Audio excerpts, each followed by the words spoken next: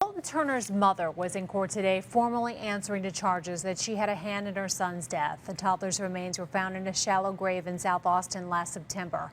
Her boyfriend is also being charged. Fox 7's Elizabeth Saab was in the courtroom this morning and has that. Clad in prison stripes and flanked by sheriff's deputies, this is how Colton Turner's mother spent her 21st birthday. Jailed since September, Meagan Work is charged with injury to a child and tampering with evidence. On Monday, she pleaded not guilty. Colton's father and his family sitting in the courtroom behind. I feel like she was going to do that, but we all know what they did. The toddler's remains were found in September, but police say Work and her boyfriend, Michael Turner, admitted they buried him in July after he suffered a blow to his head. Court records show that after the toddler's body was found, a witness came forward who said he saw Meagan Work slam her son's head against a truck behind this building back in July. There are cameras, but only the lawyers know if it was captured on video. A lot of us speculated as to whether murder would in fact be filed at some point, and that hasn't happened.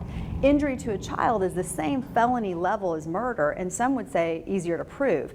Mindy Montfort is a defense attorney and former Travis County prosecutor. She isn't surprised that Work and her lawyers turned down the state's offer, a plea deal for 50 years. 60 years is really going to be the maximum. So to have a plea bargain for 50, a lot of attorneys would advise their clients to go ahead and go forward with the trial and either try to get an acquittal of all charges or at least try to get a reduced number for punishment. A reduced punishment, Montfort says, that either Work or Turner could try to get before jury selection starts in November. This would be the time when you're going to see, if it happens, one of these defendants would turn on the other. While Colton's family waits for justice in the courtroom, they are one step closer to justice at the state capitol.